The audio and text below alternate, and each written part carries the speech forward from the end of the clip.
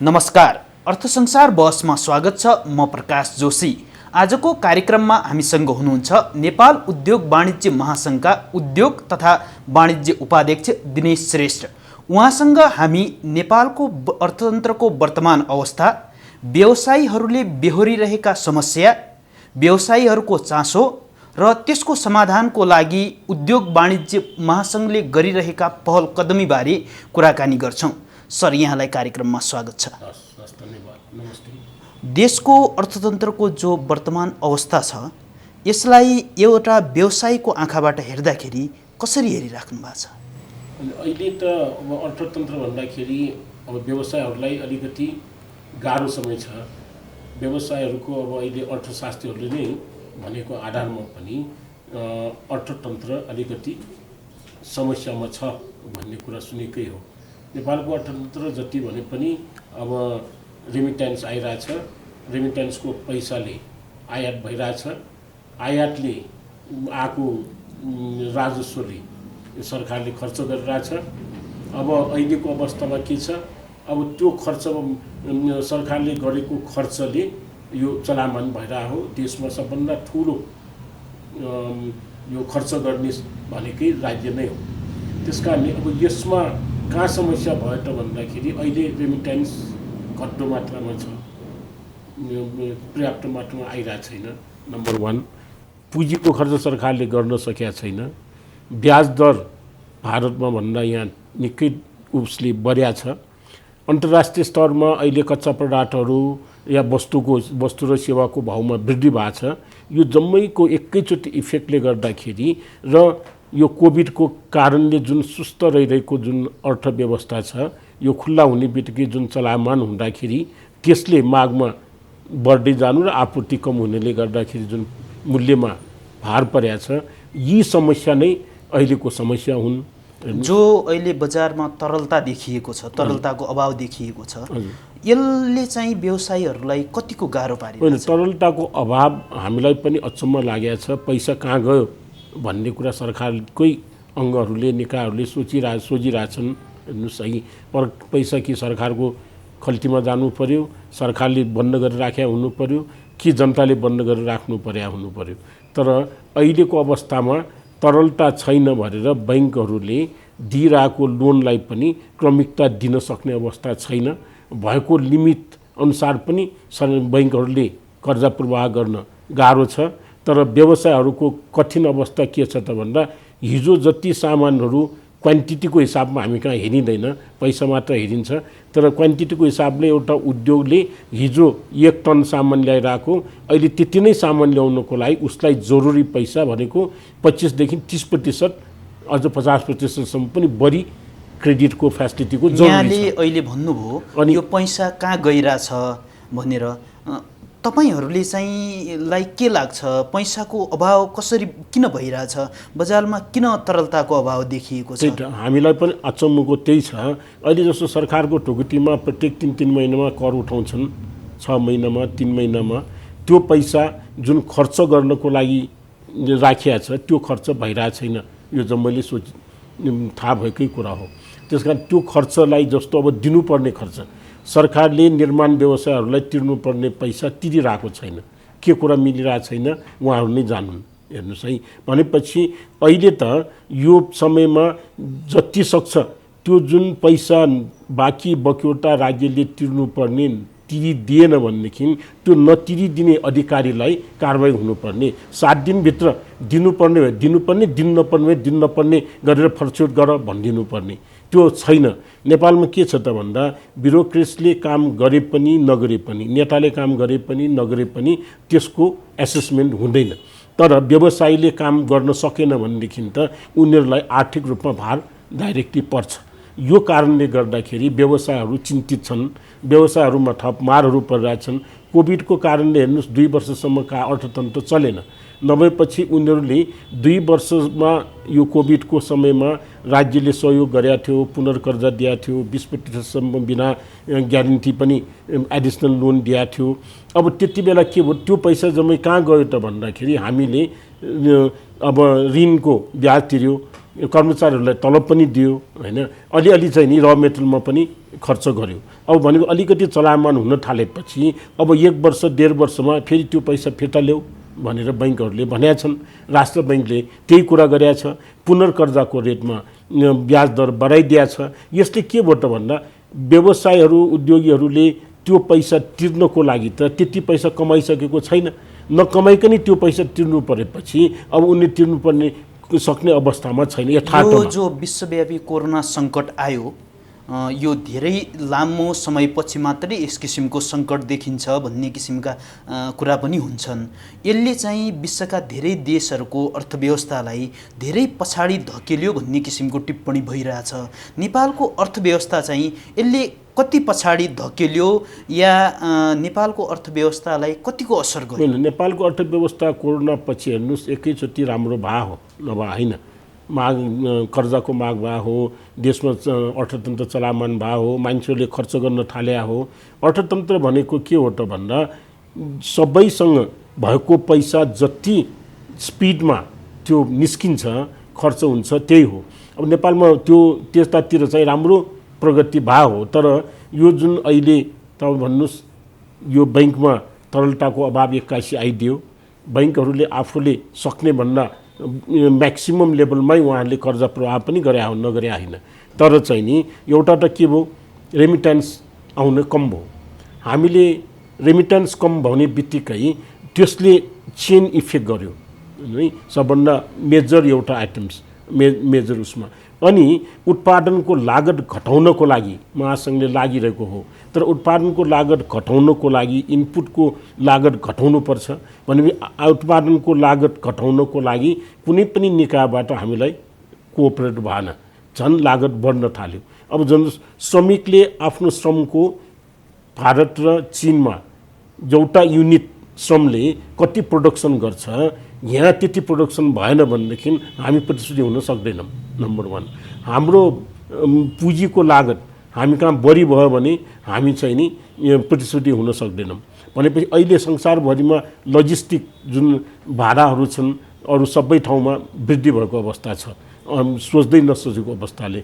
अब अहिले भर्खरै पनि यो 1 महिनामा जुन युक्रेनको वारले गर्दाखेरि पनि विश्व बजारमा उनीहरूको 4-5% भन्दा बढी खाद्यान्नहरू एक्सपोर्ट गरेर आएको देश, ग्यासहरू एक्सपोर्ट गरेर आएको देश भनेपछि मेजर रूपमा त्यसले गर्दा धेरै सेक्टरमा त्यसले इफेक्ट परेर मूल्य वृद्धि भएको छ, मागमा पनि वृद्धि भएको छ, मूल्यमा पनि वृद्धि गर्नुपर्ने बाध्यात्मक भएको छ। यो कोरोना सङ्कटपछि जसरी कोरोना सङ्कट बिस्तारै कम हुँदै गयो, त्यसपछि सरकारले जति अर्थतन्त्रलाई सुधार्नको लागि पहल कदमी गर्नु पर्थ्यो या उसले जति त्यसमा आफ्नो योगदान दिनु पर्थ्यो त्यस किसिमको योगदान दिएको छ या दिएको छैन? होइन, सरकारको तर्फबाट हामीले पाएको भनेको एउटा सान्त्वना पाएको छ। सेकेन्ड भनेको सानो व्यवसायहरूलाई अलिकति करमा छुट पाएको छ। हेर्नुहोस् है, राष्ट्र बैङ्कले त्यति बेला सहयोग गरे हो, हामीलाई 2% ब्याजमा छुट दिएको छ। अरू देशमा जस्तो प्याकेजको रूपमा कुनै पनि सहयोग हामीले पाएको छैन। आयकरमा सानो व्यवसायहरूलाई छुट दिया हो, तर आयकरको जुन सानो व्यवसायहरूको जुन त्यो छ उठाउनलाई पनि त्यतिकै सरकारलाई खर्च बढी लाग्थ्यो, तर त्यसमा छुट दिएकोले धेरै व्यवसाय अलिकति राहत मिले हो।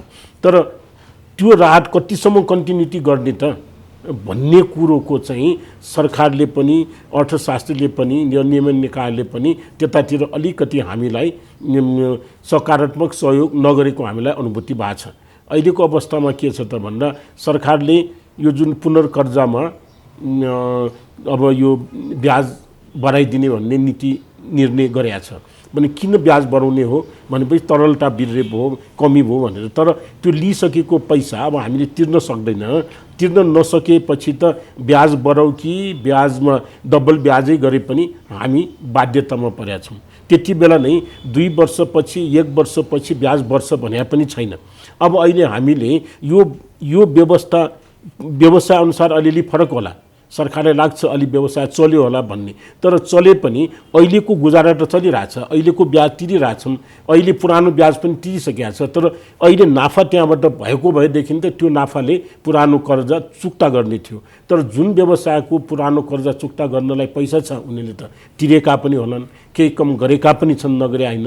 तर जबरजस्ती जुन अहिले गर्न खोजिया छ त्यसले गर्दा के भयो भने बैंकहरूले सबभन्दा ठुलो समस्या के भयो त भन्दा यहाँ नेपालमा डिपोजिटरहरू जो काम नगरिकन बैंकमा पैसा राखेर बस्या छन्, त्यस्तै कर्पोरेट डिपोजिटहरू जसको उद्देश्य थियो व्यवसाय गर्नु या अरू कुनै काम गर्ने, तर उनीहरूले बैंकमा चुप लाएर पैसा राखेर ब्याज खाइरहेछन्।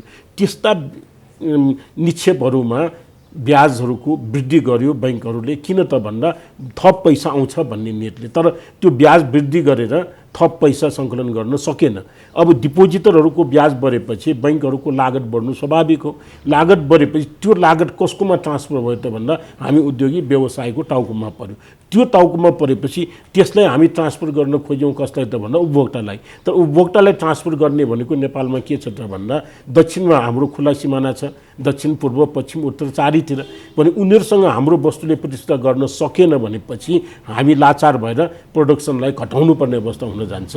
यो तथ्यलाई हामीले विचार गर्न सकेनौँ कि अब हाम्रो निरीहता के छ त भन्दाखेरि उद्योगी व्यवसायहरूको अब व्यवसायमा अलिक कम होला, तर उद्योगमा त अझ बढी जोखिम हुन्छ कि सामान एकचोटि व्यवसायले ल्याएपछि बेचेर नक्सानै भए पनि सहन्छन्, नक्सान सहिरहेछन् र कसरी नाफा गर्नेतिर विचार गर्ला। उद्योगले त आफ्नो उद्योग चलाउनको लागि कच्चा पदार्थ मूल्य बढ्यो, त्यो ल्याउनै पर्यो, ब्याज बढ्यो, तिर्न सक्दैन।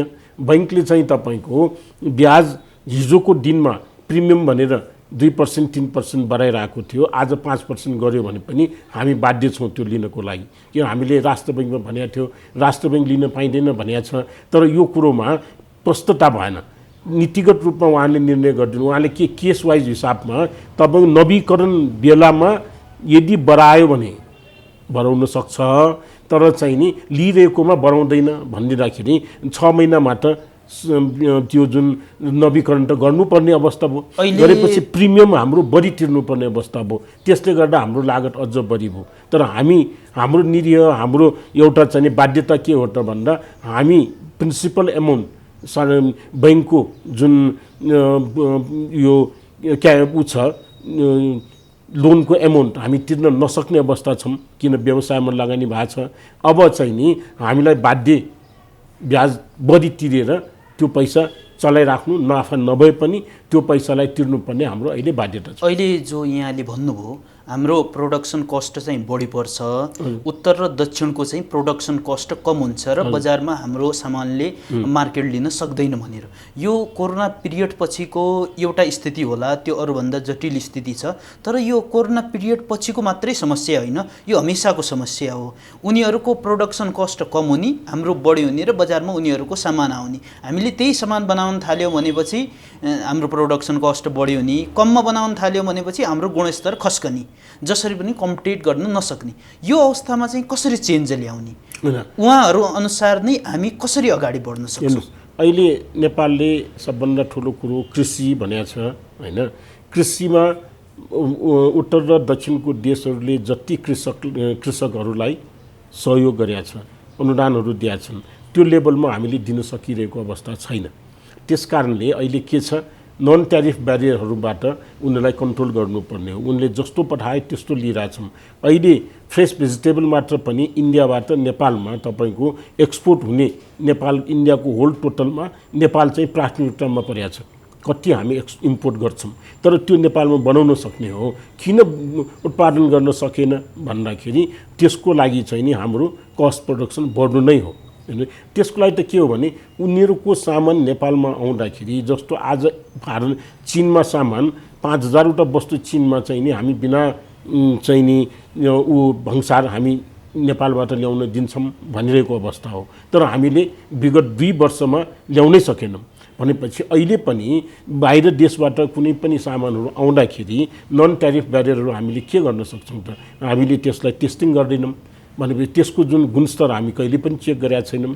त्यसको अलावा पनि त्यसमा अलिकति हामीले करको दरहरूलाई बढाएको अवस्था छ भनेपछि यो तरिकाले उनीहरूलाई हामीकोमा आउनलाई हतोत्साही गर्नुपर्ने अवस्था हो र नभई नहुने सामान बाहेक अरू सामान ल्याउनको लागि हामीले रोक्नुपर्छ भने वस्तुलाई रोक्नु पर्यो कि होल वस्तुलाई नै। अब अहिले के छ 110% मार्जिन राखेर मात्र वस्तु आयात गर्न पाइने भन्ने नियमले आयातलाई रोक्न सकेका छैन। यसले प्यारलल इकोनोमी डेभलप होला भन्ने डर छ। त्यो यो किन त मैले भनिरहेको छु भने बाहिरबाट सामान आउनेलाई सरकारले कस्टमलाई नियमित गर्न सक्ने क्षमतामा सरकार छैन भनेपछि नेपाली उपभोक्ताहरू क्रस बोर्डरमा गएर सामान दैनिक उपभोग्य वस्तु ल्यायो भनेदेखि त्यो पनि खुल्ला छ भनेपछि नेपालको पारिपति करको डरले उहाँहरूको लागत सस्तो पर्छ भने नेपाली उपभोक्ता त्यहाँ जानु स्वाभाविक हो। तर कोभिडको पिरियडमा तपाईँले हेर्नुभयो भनेदेखि अहिले नेपालको बजार गुल्जार थियो, तर अब कोभिड शान्त भएर गएपछि नेपालको बजार सुक्खा हुँदै गएछ। त्यो तथ्याङ्कले देखाउँछ। कोभिडको समयमा हाम्रो जुन राजस्व त्यति घट्या छैन।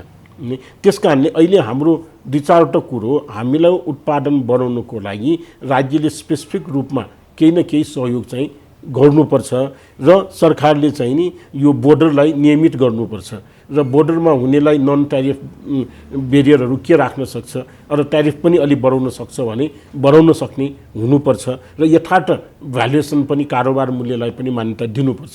त्यो भएपछि मात्रै अहिले चाहिँ नि हाम्रो व्यवसायहरूको कुरा पनि राज्यले सुनिदिनुपर्छ। यहाँले जो सरकारले गर्न सकेन या गरेन त्यो कुरा भन्नुभयो। यस्तै गरेर यो कोरोना सङ्कटको समयमा यहाँ एफएनसिसिआईको प्रतिनिधि हुनुहुन्छ।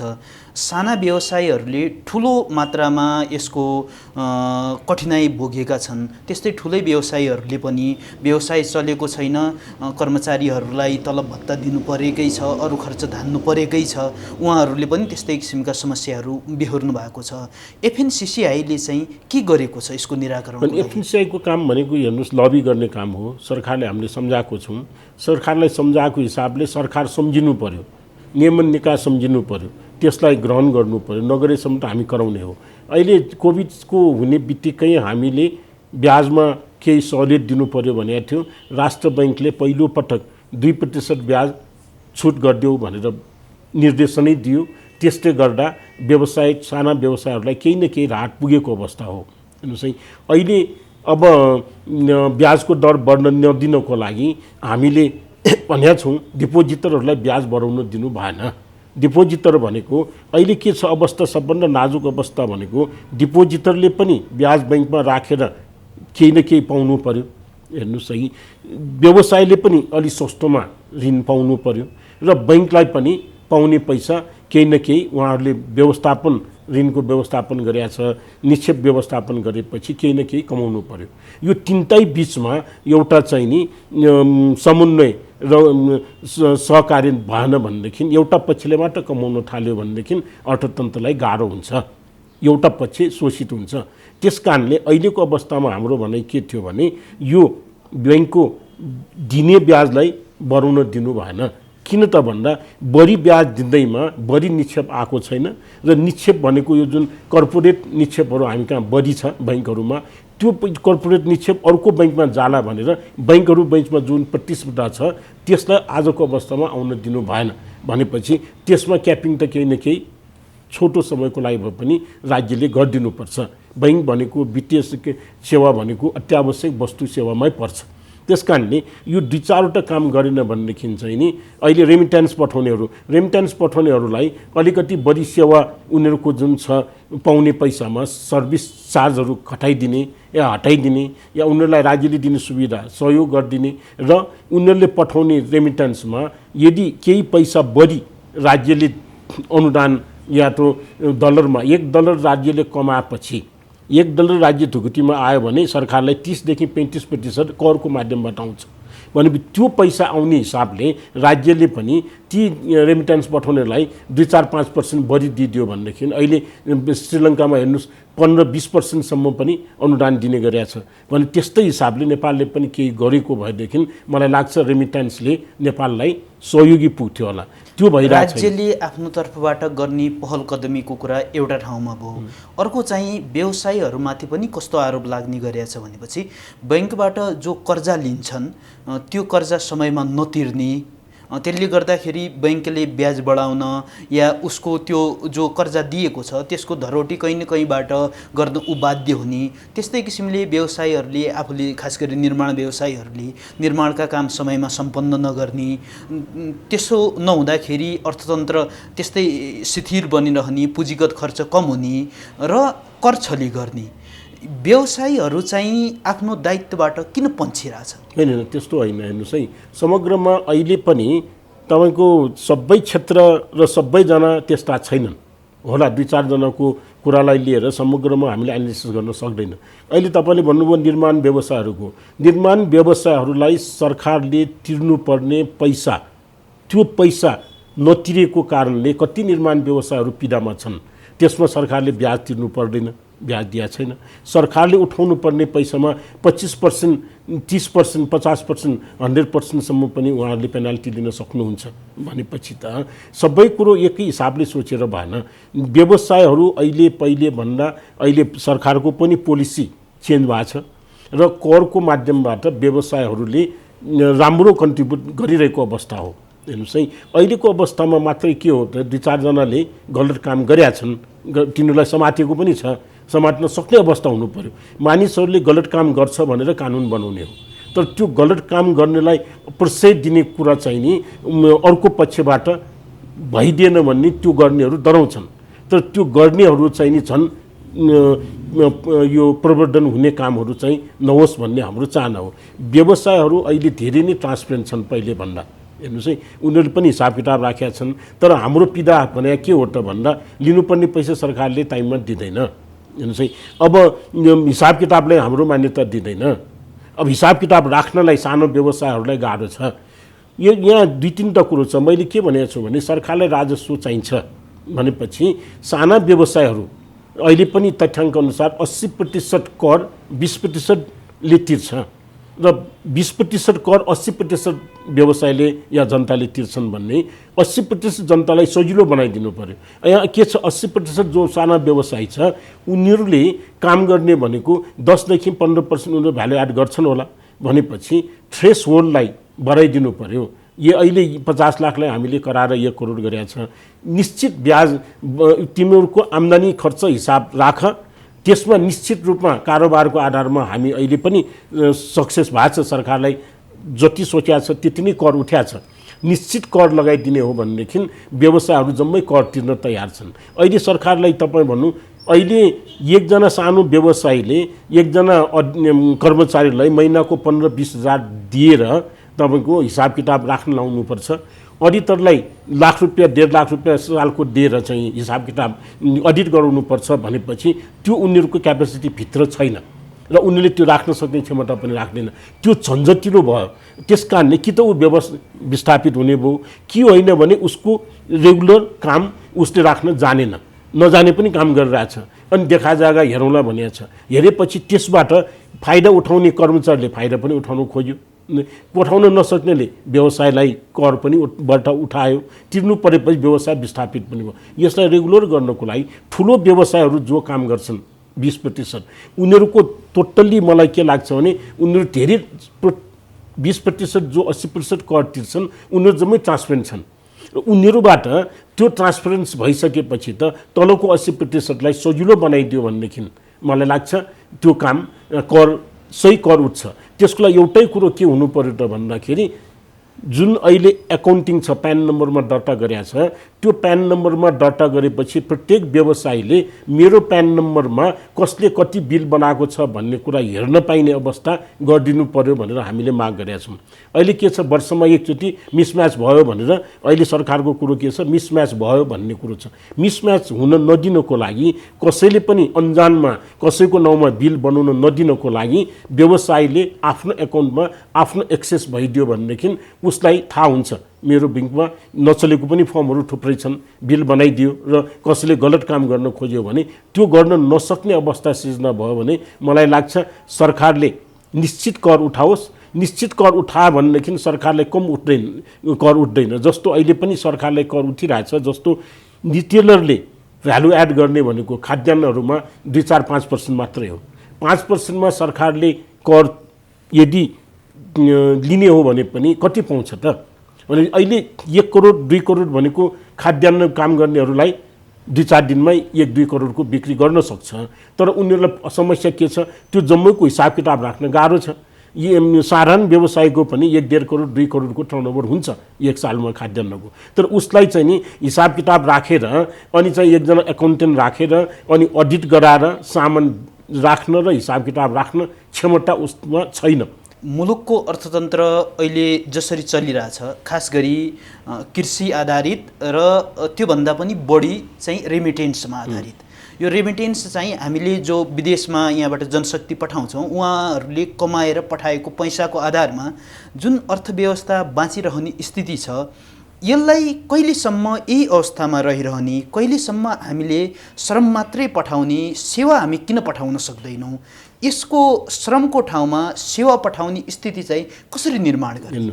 एकदम तपाईँले राम्रो कुरो गर्नुभयो है। अब अहिले तत्काललाई तुरुन्तै यो कुरालाई चेन्ज गरौँ भनेर सक्ने अवस्था होइन। गाउँघरमा के छ त भन्दा कुनै पनि आफ्नो बच्चालाई बाहिर काम गर्न पठाउन पाएन भनेदेखि उसले इन्फेरिटी कम्प्लेक्स फिलिङ गर्ने अवस्था भइसक्यो। सापत्ती लिएर भने पनि बच्चालाई बाहिर काममा पठाउनु पर्ने प्यारेन्ट्सको एउटा बाध्यतामा अहिले भइरहेको छ। यसमा तपाईँले सेवालाई एक्सपोर्ट गर्ने भन्नुभएको छ होइन। नेपालमा सबभन्दा ठुलो प्रतिस्पर्धी क्षमता भएको क्षेत्र भनेकै पर्यटनपछि यो स्वास्थ्य शिक्षा सेवा हो। अब यसलाई त्यसैले 68 सालमा वाणिज्य नीति बनाउँदाखेरि हामीले शिक्षा र स्वास्थ्यलाई प्रतिस्पर्धी क्षेत्र भनेर यो चाहिँ नि वाणिज्य नीतिमा राख्या हो। तर अब कुरो के भइदियो त भन्दाखेरि स्कुल अफ थट जुन पढाइ छ त्यसमा अलिकति फरक देखियो। अब नेपालले पर्यटन यो क्षेत्रमा अहिले भन्नुहोस् कोभिड पछि पर्यटनले जति आम्दानी गर्थ्यो त्यो नआउन नसक्ने बित्तिकै हामीलाई गाह्रो भयो। तर सोच्नुहोस् न अहिले अब विगतमा के थियो त भन्दा नेपालमा पढ्नेहरू यदि राम्रो स्कुलहरू यहाँ भइदिएको भएदेखि, यदि राम्रो अस्पतालहरूले सेवा दिने भइदिएको भएदेखि त बाहिरको मान्छेहरू पनि धेरै चाहिँदैन हामीलाई। तराई क्षेत्रको जुन 500 करोडको त्यो जुन पपुलेसन छ उनीहरू मध्येमा 5-7% मात्र नेपालले बिजनेस पायो भने पनि तराई क्षेत्रमा राम्रो अस्पताल राम्रो शिक्षण संस्थान बन्न सक्थ्यो। नेपालको विद्यार्थी अहिले पनि डाक्टर पर्याहरू इन्जिनियर पर्याहरू संसारभरि उहाँहरूले काम गर्न सक्नुहुन्छ। त्यो भनेको हाम्रो के भन्छ सबभन्दा प्रतिष्ठित क्षेत्र हो। नेपालमा सबभन्दा बढी ठुलो रिसोर्स के छ त भन्दा मानिसको दिमाग हो। 3 करोड मान्छेसँग भएको दिमाग जब उहाँहरूले अब आइटीमा हेर्नुहोस्, आइटीमा पनि ग्रेजुएसन भएकोहरू कम्प्युटर इन्जिनियरहरू नेपालमा थुप्रै छन्। थुप्रै मात्र होइन उनीहरू सक्षम पनि छन्। उनीहरूलाई हामीले चाहिँ नि विश्व बजारमा पठाउन सकिरहेको छैन। हामी कहाँ पढाउनलाई अब अहिले हेर्नुहोस् एकजना व्यक्तिले यहाँ चाहिँ तपाईँको 150 विद्यार्थी पढेर आएको हो डाक्टर एउटा संस्थानले। अहिले एकजना व्यक्तिले तपाईँको यो 150 गर्नु भएन म मरिदिन्छु 50-100 मात्र गर भन्ने बित्तिकै 100 गरिदियो सरकारले भनेपछि त्यसको आधार के त भने के पनि छैन। ऊ मर्ला भनेर 150लाई 100 गरिदियो। त्यसको कारणले के भयो त आज इन्डियाबाट विद्यार्थीहरू, श्रीलङ्काबाट विद्यार्थीहरू, अरू देश अझ हामीले गल्फ कन्ट्रीबाट विद्यार्थीहरू यहाँ पढाउन सक्थ्यौँ।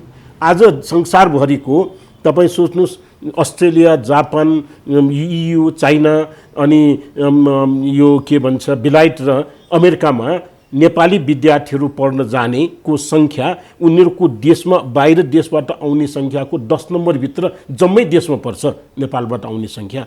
भनेपछि योतिर निर्माताहरू यो उनीहरूले कसले चलखेल गरिरहेछ त भने यो क्षेत्र हाम्रो सबभन्दा प्रतिष्ठित। तपाईँ भन्नुहोस् $5 लाख पर्छ अमेरिकामा एकजना डाक्टर बनाउनलाई।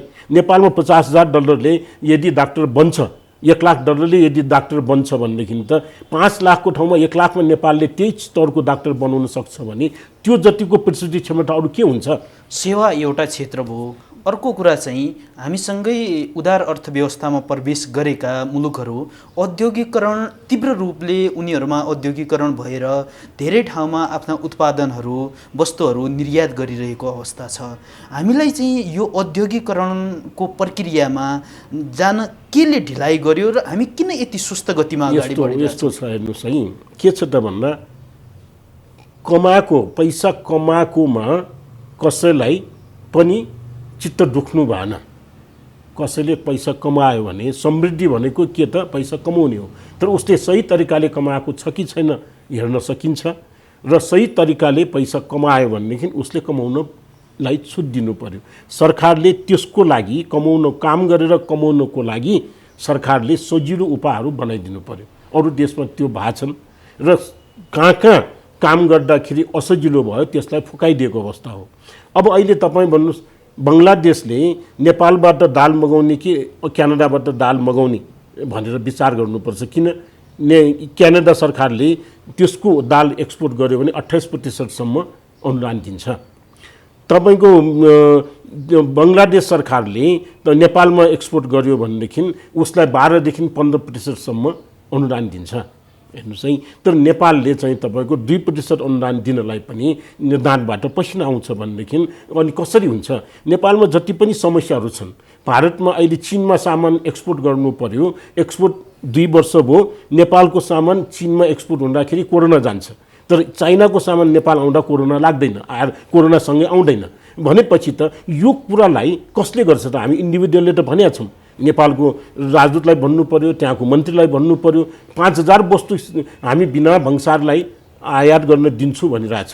अहिले हेर्नुहोस् नाकाहरू, अब हिल्सा नाकादेखि लिएर चाइनासँग रहेको नाकाहरू, इन्डियासँग रहेको सानो नाकाहरू तिनीहरू खोल्नु पर्यो। इन्डियाको टुरिस्टहरू नेपालमा आउन सक्छ, उनीहरूलाई 500 र 1000 को नोट आउन दिएको छैन। एमबेसीलाई भन्यो हाम्रो कुनै पनि त्यसमा समस्या छैन भन्छ, नेपाल सरकार यो त हामीलाई चलाउन दिँदैन भन्छ। किन? अब एकजना इन्डियन टुरिस्ट नेपाल आयो भनेदेखि त्यो टुरिस्टलाई गर्ने नेपालीको व्यवहार राम्रो हुनु पर्यो, त्यसलाई एवेरनेस डेभलप गर्नु पर्यो। हो, कहिलेकाहीँ हाम्रो छिमेकी देशमा छिमेकीसँग को चाहिँ नि नेसनल पोलिसीमा अलिकति ले गर्दाखेरि पनि उहाँप्रति हेर्ने दृष्टिकोणमा फरक हुन्छन्, तर त्यसलाई चेन्ज गर्नलाई सरकारले पनि यो एवेरनेस कार्यक्रमहरू गर्नुपर्छ। अहिले नेपालमा सबभन्दा बढी टुरिस्ट खर्च गर्ने टुरिस्ट आउने भनेको भारतबाट हो। भारतको टुरिस्टहरूको लागि नेपाल जति राम्रो डेस्टिनेसन अरू हुन सक्दैन। नेपाल सधैँको लागि नेपाल खुल्ला हुन्छ, तर पर्यटकले तपाईँको इन्डियन त्यहाँको भिसा, त्यहाँको क्रेडिट कार्ड नेपालमा चल्दैन, डेबिट कार्ड नेपालमा चल्दैन भनेपछि उनीहरूले पैसा लिएर आयो भनेदेखि त्यो पैसा लिइदिन्छ। अब त्यो टुरिस्टहरूलाई प्रमोट गर्नलाई सानो सानो नाकामा गाडी लिएर आयो भने गाडी रोकिदिन्छ। अब गाडी चाहिँ तपाईँको यो महोत्तरीको भंसारबाट गाडी छिर्नु पर्यो भने भाइ वीरगञ्ज गएर पास लिएर गाडी छिराउने भनेपछि त को आउँछ? भने कहाँ समस्या छ? अहिले हेर्नुहोस् इन्डियाको रेमिटेन्स नेपालमा लिएर आउँदाखेरि इन्डियन नेपालीहरू जो काम गरिरहेछन् उनीहरू 500-1000 के नोट लिएर आउँछन्, उनीहरू लुकाएर लिएर आउनु पर्यो। एउटा त नेपाली भंसारले उनीहरूले दुःख दिन्छ, यो अर्को इन्डिया भंसारले दुःख दिन्छ, पैसा कहाँ गरेर राखिस् ल्याइस् भनेर। अनि उनीहरूको घर घरमै जो त्यहाँ कलेक्सन गर्छ उनीहरूलाई पैसा जान्छ भनेपछि जहाँ समस्या छ त्यहाँ हिट गर्ने काम भइरहेको छैन। किन भइरहेको छैन त भन्दा त्यो गरेर मलाई के फाइदा हुन्छ भन्ने हेर्ने भयो। त्यो गरेर देशलाई यो तुरुन्तै यसमा हेर्नुपर्छ भन्ने निर्णय गर्ने क्षमता भएको, निर्णय गर्ने जुन अधिकार लिएर बस्नेहरूले निर्णय गर्ने क्षमतामा कमी र समयमा निर्णय नगरिदिनेको कारणले यो भयो हो। तपाईलाई यो औद्योगिकरणकै कुरामा उद्योग स्थापना गर्न लागिरहेका या भूमि जुन जमिनदारहरूबाट खरिदेर बसिरहेका या सरकारी भूमिकै उपयोगको बारेमा पनि कुरा गरिरहेका व्यवसायीहरूको के गुनासो पाइन्छ भनेपछि यो भूमि सम्बन्धी कानुन निकै झन्झटिलो भयो। भूमि सम्बन्धी कानुन झन्झटिलो कानुनको कारणले हामीले जसरी उद्योग स्थापना गरेर आफ्नो व्यवसायलाई अगाडि बढाउन सक्थ्यौँ त्यसरी सकेनौँ भन्ने किसिमको तमाम ठाउँबाट विभिन्न समयमा गुनासोहरू आइरहन्छन्। यसको समाधानको लागि सरकार र व्यवसाय बीच समन्वय स्थापित गरेर उहाँहरूलाई सजिलो बनाउनको लागि चाहिँ एफएनसीसीआईले के गरिरहेछ? यसमा के प्रगति भएको छ? एकदम यसमा यस्तो हो, जमिन सबभन्दा नहुने औद्योगिकरणको लागि एउटा अवयव हो। अब त्यो जमिन अहिले यसरी महँगो भएको छ कि त्यो किन्न सक्ने अवस्थामा छैन, नम्बर 1।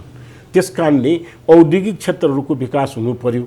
सरकारले औद्योगिक क्षेत्र विकास गरिदिनु पर्यो। भारतमा चाहिँ तपाईँको निजी क्षेत्रले पनि औद्योगिक क्षेत्र विकास गर्न सक्छ।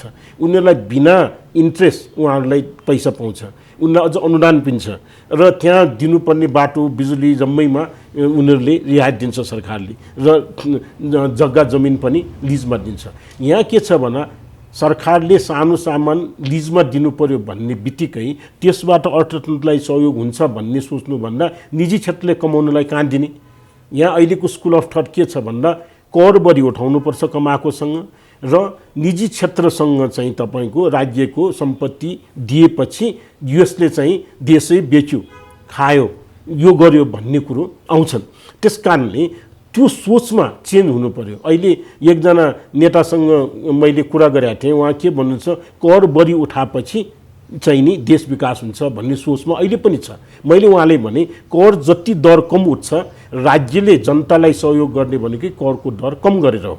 त्यस कारणले करको दर बढी उठाउने भन्ने कुरा अहिले तपाईँहरूले नसोचिदिनुहोस् र त्यो 200 वर्ष 100 वर्ष पुरानो त्यो सिद्धान्त भयो र राज्यले नै जम्मै काम गर्नुपर्छ भन्ने कुरो पनि गलत सिद्ध भइसकेको छ। अहिले राज्यले भनेको जनतालाई नभई नहुने तर त्यो गरेर फाइदा नहुने मा राज्यले लगानी गर्ने हो।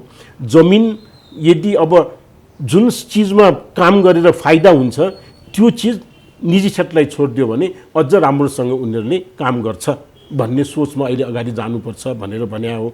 जमिनको केसमा अहिले कस्तो समस्या छ त भन्दा यो तपाईँले भन्नु जटिल गरिएको छ कि कानुन जानी कानुनलाई जटिलता बनाइएको छ। अब एउटा कम्पनीले आफ्नो व्यवसाय उठाउनको लागि 100 रोपनी जग्गा किन्यो या हटबन्दी भन्दा बढ्ता जग्गा किन्यो। अब त्यो किनेको भनेको त्यो हटबन्दी तोक्नुभन्दा अगाडि किनेको जग्गा हो। अहिले हटबन्दी तोकिएपछि अब मेरो उद्योग चलाउनको लागि मलाई 10 रोपनी जग्गा चाहिन्छ या 50 रोपनी जग्गा चाहिन्छ हटबन्दी भन्दा बढी भयो भनेपछि त अब त्यो जग्गा मैले किन्दाखेरि स्वीकृति लिनुपर्छ भनिएको छ। मलाई हिजो त थाहा थिएन। अब त्यो स्वीकृति लिनको लागि सिफारिस देऊ भनेको अहिले मलाई लाग्छ हजारौं फाइल भूमि मन्त्रालयमा होला स्वीकृति या समर्थनको लागि। हिजो मैले जग्गा किनेको पैसा दिएर त्यसै किने होइन, सरकारसँग त्यसको करहरू तिर्या छ, सरकारकै ठाउँमा गएर रजिस्ट्रेसन गरेका छ।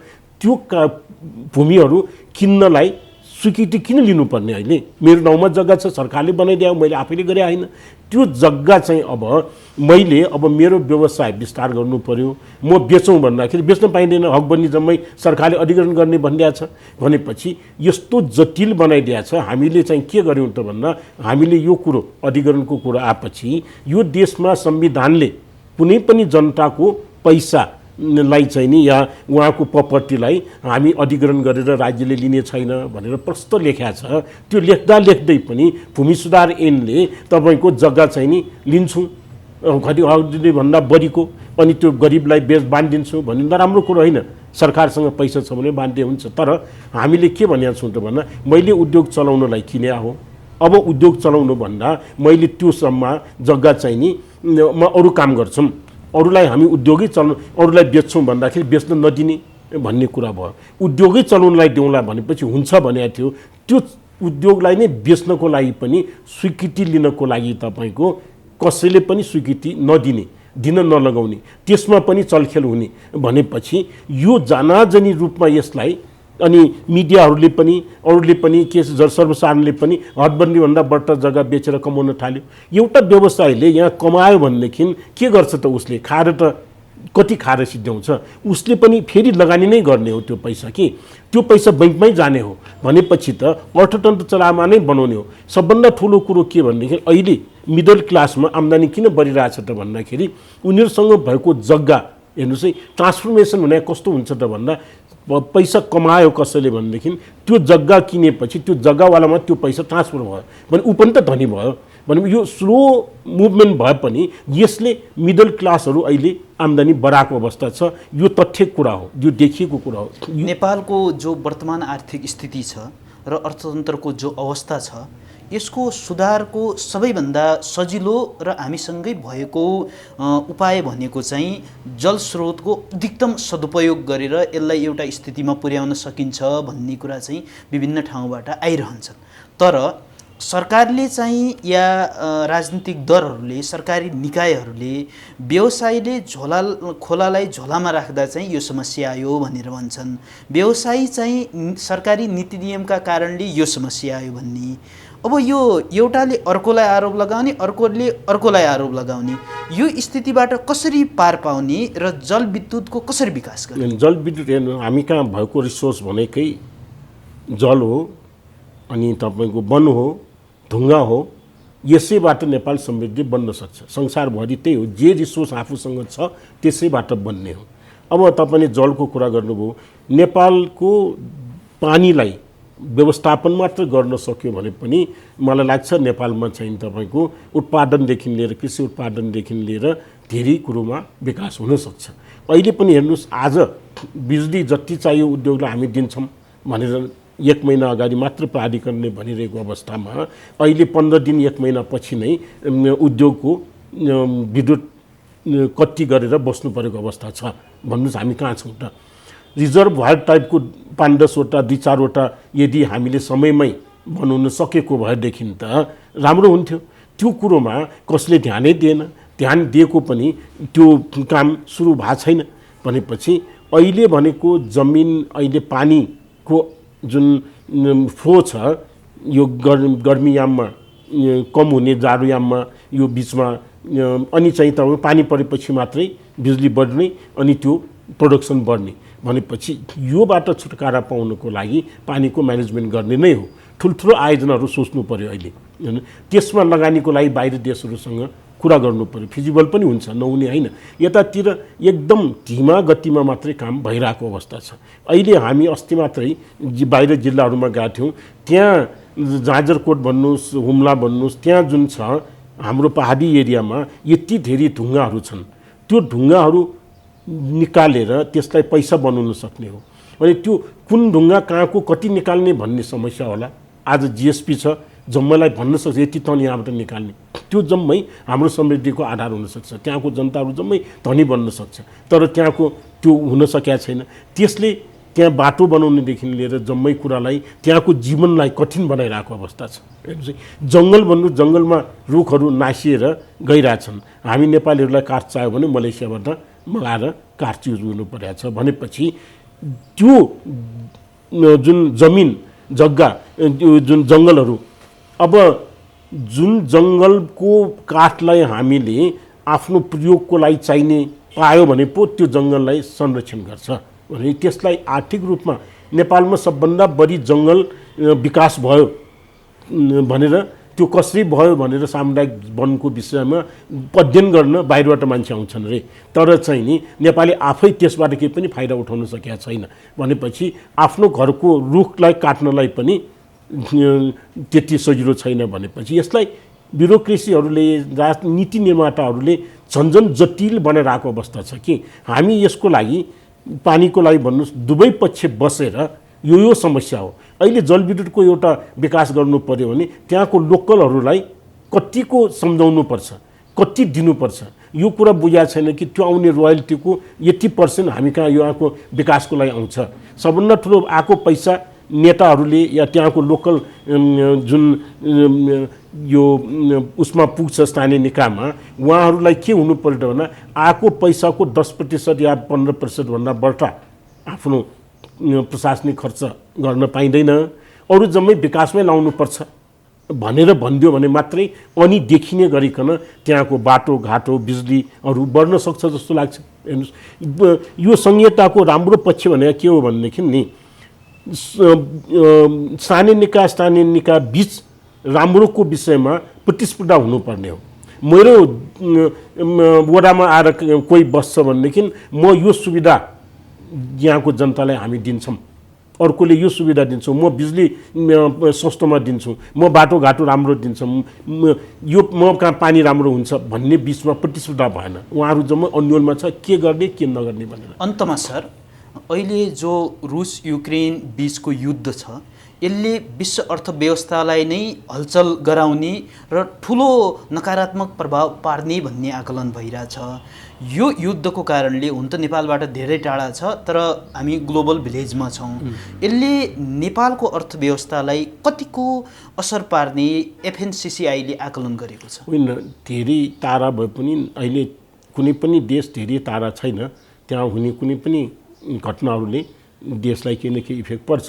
र त्यसमा पनि अब रुस पनि युक्रेन पनि दुईटै विश्व बजारमै उहाँहरूले तेलको लागि चाहिने उरहरू र ग्यासहरू त्यहाँबाट सप्लाई भइरहेको अवस्था हो। त्यही कारणले कुनै रिसोर्स नभइकन यो झगडा भए होइन। हेर्नुहोस् है, देशको भूमिको लागि मात्र झगडा भए होइन, त्यहाँ कुनै रिसोर्स भएको कारणले झगडा भए हो। त्यस कारण त्यो रिसोर्सप्रति आधिपत्य कसले गर्ने भन्नेमै सबैको छु छ। त्यसमा मलाई लाग्छ नेपालमा पनि त्यसको इफेक्ट परेको छ, नपरे होइन। अहिले भन्नुहोस्, हामी तपाईँ सबैले अब यो जुन ग्यासदेखि लिएर तेल चलाउने छ त्यो महँगो भएको छ। कहिले नसोचेको 100 रुपियाँको एकै वर्षमा 150 पुगेको छ, 50% बढेको छ। त्यस्तै चल्ने जति पनि औद्योगिक उत्पादनहरूको मूल्य वृद्धि भएको छ, कच्चा पदार्थको मूल्य वृद्धि भएको छ। यसले दूरगामी असर नपरोस् भन्नको लागि यो अब लडाइँलाई सकभर शान्तिपूर्वक अन्त गर्नुपर्ने हो। हेर्नुहोस्, त्यो अब ठुलोको विश्वको ठुल्ठुला नेताहरूलाई थाहा होला, कतिलाई यो युद्ध भएर फाइदा गरिरहेछन्, कतिलाई दुःख भइरहेछन्। हेर्नुहोस् है, भनेपछि यो छिटोभन्दा छिटो अन्त हुनुपर्छ, होइन भने नेपाल अछुतो हुँदैन। यसले थुप्रै क्षेत्रमा नेपालीलाई पनि असर पार्छ।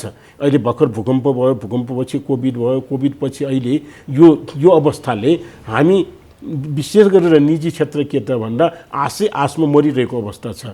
अब सरकारको कर्मचारीहरूलाई त तलब पाउँछ, काम गर्नेलाई तलब टाइम समयमा पाउँछ, दिनुपर्छ, दिइरहेछ, दिन सकेसम्म होइन। बैंकको ब्याज तिर्नुपर्छ, अब कर सरकारलाई तिर्नुपर्छ। तर व्यवसाय बिग्रियो भनेदेखि त हामी कहीँ पनि जान सक्दैनौँ। हाम्रो भएको सम्पत्ति हिजोको दिनमा के छ, अब कार्पेट गार्मेन्ट बिग्रिँदाखेरि जमिन थियो, बेचेर पनि बैंकको कर्जा तिर्या हो। तर अहिले यसको असरलाई कम गर्न तपाईका सरकारलाई केही सुझाव छन्? होइन, यसको असर कम गर्नको लागि त सरकारले अब हामी व्यवसायहरूले 2-3टा कुरा भनेका थियौँ। अहिले चलामान बनाउनको लागि लिक्विडिटी, जुन यो सरकारको लिक्विडिटी बढाउनको लागि सरकारले रेमिटेन्समा अलिकति गरिदिनु पर्यो, यो के अनुदान दिइदिनु पर्यो। सरकारले पनि पैसा आउँछ र सरकारले उद्योग व्यवसायहरूलाई अलिकति अनुदानको, कृषिमा अलि अनुदानको, अब कृषिमा मलमा 50% अनुदान दिएको छ भनेको छ, तर त्यसले तपाईँ कृषिलाई सपोर्ट गरेको छैन चाहिने जति। यो मलहरू जुन यो बायो फर्टिलाइजरहरूलाई आयात गर्न दिइदिनु पर्यो। हेर्नुहोस् है, इन्डियामा बायो फर्टिलाइजर चलाइरहेछ, त्यसलाई नेपालमा आयात गर्न दियो भनेदेखि त्यसमा भ्याट मात्र छुट गरिदियो भने पनि त कृषकहरूलाई उत्पादन बढाउन सकिन्छ। लागतलाई कसरी कम गर्न सकिन्छ भन्ने कुरामा सरकारले चिन्ता गरिदिनु पर्यो। अहिले राष्ट्र बैंकलाई यो जुन डिपोजिटरहरूलाई प्रत्येक महिना 10% ब्याज बढाउन पाइन्छ भन्ने कुरोलाई खारेज गरिदिनु पर्यो। एक डिजिट 5%, 6% हुन बढ्ता कर्पोरेटलाई ब्याज नदेऊ भनेर भनिदिनु पर्यो, ताकि बैंकहरूको आफ्नो पुँजीको लागत कम हुन्छ। त्यसले गर्दा हामी व्यवसायलाई दिने जुन ब्याजमा कम हुन्छ। अर्थतन्त्रमा पुँजी ल्याइदिनु पर्यो अलि सस्तो दरमा। अब राष्ट्र बैंकले नै पुनर्कर्जा हिजो 5% दिइरहेको थियो, अहिले 7% भनेर 2% बढाइदियो। त्यसमा पनि 1 वर्षभन्दा बढ्ता गर्न पाइँदैन, हामी त पैसा लिन्छौँ भन्नेपछि बैंकहरू पनि अन्यलमा छ। त्यसैले यस्तो अनप्रेडिक्टेबल सिचुएसनमा सबै निकाय, नियमन निकाय, राष्ट्रगण, यो अर्थ मन्त्रालय, उद्योग मन्त्रालय सबैले सपोर्ट गर्नुपर्ने। उद्योग वाणिज्य मन्त्रालय भनेको के त भन्दाखेरि अहिले प्रधानमन्त्री स्वयं मन्त्री हुनुहुन्छ भने प्रधानमन्त्री स्वयंले हेरिराख्नु भएको छ भनेपछि त उद्योगी र व्यवसायले प्रमोट गर्ने पोलिसी आउनु पर्यो। यो होइन कि अब उद्योगी व्यवसायलाई चाहिँ नि अनुगमन गर्ने काम उद्योग वाणिज्य मन्त्रालयले गरिरहेछ। हेर्नुहोस् है, भनेपछि त्यो कसरी हुन्छ? संसारभरिमा साना घरेलुलाई सहयोग गर्नलाई साना घरेलु मन्त्रालय बन्या हो, उद्योग वाणिज्य आपूर्तिलाई सहयोग गर्नलाई त्यो मन्त्रालय बन्या हो भनेपछि उनीहरूले बिगारेपछि समात्नको लागि भनेर मात्र काम गरिरहेको अवस्था छ। हेर्नुहोस् है, त्यसैले गर्दाखेरि मलाई लाग्छ सरकारले करको मार्फतै जनतालाई अलिकति राहत दिने हो संसारभरिमा। त्यस कारणले त्योतिर सरकारले गम्भीरतापूर्वक सोच्नुपर्छ जस्तो लाग्छ। त्यो नभइकन कुनै प्याकेज त अब हामीले अरू देशमा जस्तो धेरै प्याकेजहरू कोभिडको लागि दिएको थियो, त्यस्तो त हामीले माग गरेका छैन। अब दिन पनि सक्नु पर्यो राज्यले भनेको छ। तर अहिलेको अवस्थामा सरकारले एउटा यो बजेटको मार्फतबाट पनि या कुनै पनि तरिकाबाट यदि सहयोगी भूमिका भएन भनेदेखि चाहिँ नि निजी क्षेत्रको अरू सहारा नै रहँदैन जस्तो लाग्छ। समय र संवादको लागि धन्यवाद। हस्, धन्यवाद।